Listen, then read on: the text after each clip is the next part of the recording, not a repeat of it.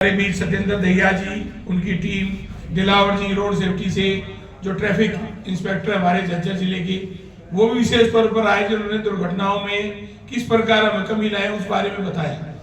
लेकिन दुर्घटनाओं में कमी लाए फिर भी दुर्घटनाएं हो जाती है। तो दुर्घटनाओं में सबसे जो महत्वपूर्ण काम होता है वो दो चीजों का रहता है। किसी से हम बार बार फर्स्ट एड की बात करते हैं, प्राथमिक सहायता की बात करते हैं, तो वो दो बड़ी चीजें उसमें महत्वपूर्ण रहती है। दुर्घटना में हमारी सबसे पहले तो हमारा क्या होता है, सबसे पहले दुर्घटना होने पर हमारा ब्लड लॉस होता है, खून हमारा ज्यादा बह जाता है, और खून ज्यादा बहने के कारण किसी व्यक्ति की रोड साइड पे एक्सीडेंट हो जाती है।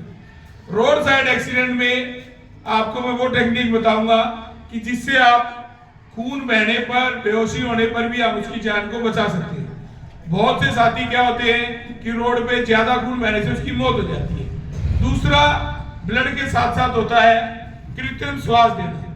कई बार आदमी ऑक्सीजन की कमी के कारण, हमारे ब्रेन में ऑक्सीजन की कमी के कारण आदमी बेहोश हो जाता है, सदमे से बेहोश हो जाता है, कई और कारणों से बेहोश हो जाता है। तो बेहोशी में हम सीपीआर देकर यानी कृत्रिम श्वास देकर उसकी जान बचा सकते हैं। तो एक फर्स्ट एड का गोल्डन रूल होता है जिसको हम कहते हैं खून को बहने मत दो और श्वास को रुकने मत दो। तो सबसे पहले अगर कहीं कोई एक्सीडेंट होता है तो हमारा सबसे पहला काम होता है उसके खून को रोकना। तो खून रोकने के लिए जैसे आपको पता है बेटा कि खून जो होता है एक स्वस्थ व्यक्ति में लगभग 5 लीटर होता है, और 5 लीटर के अंदर से अगर 2 लीटर खून बह जाता है तो उसकी मौत हो जाती है। तो हमारा सबसे पहला काम होता है खून को रोकना। तो जब हम किसी के खून को रोकते हैं तो बेटा खून रोकना बड़ा आसान होता है। इसके 4 बड़े सिंपल से तरीके हैं। सबसे पहला तरीका होता है जिसको हम बोलते हैं डायरेक्ट फोर्स, सीधा दबाव। मान लो मेरे यहाँ हाथ पर खून बह रहा है, उदाहरण दे रहा हूं आपको, या कहीं भी शरीर में खून बह रहा है, आप उस पर क्या करेंगे, सीधा दबाव डालेंगे।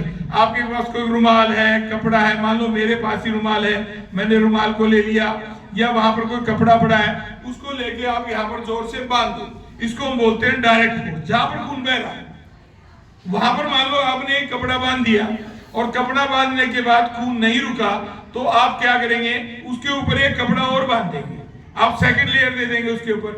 फिर आप उस पर तीसरी लेयर भी दे सकते हैं। एक कपड़ा और मिल गया, नहीं खून रुक रहा तो आप उसके ऊपर बांध दीजिए, वो खून रुक जाएगा बेटा। लेकिन फिर भी कई बार क्या होता है खून नहीं रुकता है, तो आपको बेशक चौथी लेयर डाल दो। जितना दबाव जाना था वो 3 लेयर में जा चुका है, आपको चौथी लेयर डालने का कोई फायदा नहीं। तो फिर दूसरा तरीका क्या करते हैं, वो आपने डायरेक्ट फोर्स तो दे दिया, अब दूसरा क्या करेंगे, उस हिस्सों को एलिवेट कर देंगे, ऊपर उठा देंगे। मालूम है हाथ पे लगा, कंधे पे रख दो। एलिवेट करने का मतलब है डायरेक्ट फोर्स तो दे दिया, उसके साथ हम एलिवेशन कर देंगे। एलिवेशन का मतलब है कि हमने उससे दिल, क्योंकि खून की सप्लाई कहां से हो रही है, दिल से हो रही है, जब दिल से ऊपर कर देंगे तो उसमें खून रुक जाएगा।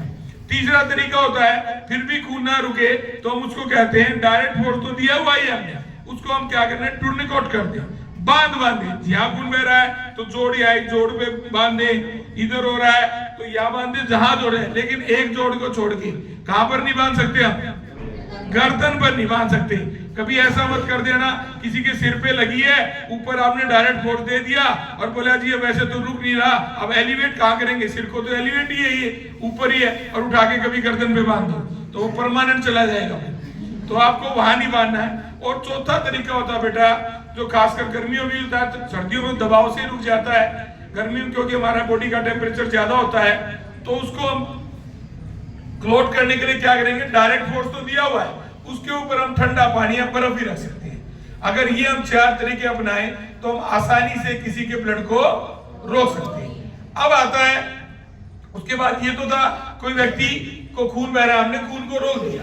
अब जब वो कोई व्यक्ति जाते हैं तो हम उसको बेहोश है, हमारे से बात नहीं करना, तो हम एक नियम अपनाते हैं। उस किसी भी ट्रीटमेंट में, किसी भी रोड साइड एक्सीडेंट में एक रूल होता है, उसको हम बोलते हैं डॉक्टर्स एबीसी, DRS ABC। मैं उसके बारे में भी आपको बताऊंगा, वो आपको बेटा फॉलो करना है। उसमें वैसे तो ये जो भी व्यक्ति होता है उसको हम जमीन पर रखते हैं, जमीन पे लेटाते हैं, कभी किसी हार्ड सरफेस पे ऊपर हो, क्योंकि जो हम CPR देते हैं तो उसके लिए हार्ड सरफेस चाहिए। लेकिन मैं यहाँ पर आपको बड़ी ऊंचाई से इसलिए दिखा रहा हूँ कि आपको दिख जाए ठीक है, नहीं तो रूल ये है कि इसको जमीन पे करेंगे, मैं जमीन पे भी आपको करके दिखाऊंगा। तो इसमें डॉक्टर जेबीसी में सबसे पहला तरीका होता है बेटा, जब हम पेशेंट के पास जाते हैं तो डी का मतलब होता है डेंजर। हम सबसे पहले ये देखेंगे कि वो पेशेंट कहीं खतरे में तो नहीं है। अगर खतरे में है तो बेटा पहले उसको खतरे से दूर करेंगे। अगर हम खतरे में हैं तो हम खुद को खतरे में नहीं डालेंगे। जब तक खतरा दूर नहीं होता हम पेशेंट के पास नहीं जाएंगे। मान लो बिजली के तार ही पड़े उसके पास, तो पहले मेन स्विच ऑफ करेंगे, मेन तार को तोड़ेंगे, ठीक है, कुछ सूखी लकड़ी का प्रयोग करेंगे। हमारे चप्पल वगैरह जूते डाले होने चाहिए, हमारा शरीर गीला नहीं होना चाहिए, नहीं तो आप खतरे में आ जाएंगे। तो पहले डेंजर को दूर करेंगे। डेंजर करने के बाद बेटा दूसरा तरीका होता है, रूल आता है आर का मतलब होता है रिस्पॉन्स। हम उस पेशेंट का रिस्पॉन्स देखेंगे। रिस्पॉन्स में हम 4 चीजें देखते हैं बेटा, इसको हम बोलते हैं AVPU। ए का मतलब होता है अलर्ट। मैं उसके पास जाऊंगा, अगर मैं बोलता हूं हेलो हेलो हाँ जी, हमारे को रिस्पॉन्स नहीं दे रहा, तो तुरंत मैं दूसरा तरीका अपनाऊंगा, उसको हम बोलते हैं वॉइस। वॉइस में मैं क्या करूंगा, बैठ के उसके कान में चलाऊंगा हेलो हेलो हेलो, फिर भी वो हमें रिस्पॉन्स नहीं दे रहा है, फिर भी रिस्पॉन्स नहीं दे रहा है, तो बेटा अब आ गया आपका पी का मतलब होता है पिंच। कोई चूटी भर दूंगा या उसको बाई और उसके जो कंधा है जहां हमारा दिल है उसको इस तरह से मैं टैपिंग कर दूंगा, फिर भी नहीं आ रहा है, तो फिर बेटा आपका आ गया यू का मतलब अनरिस्पॉन्सिव।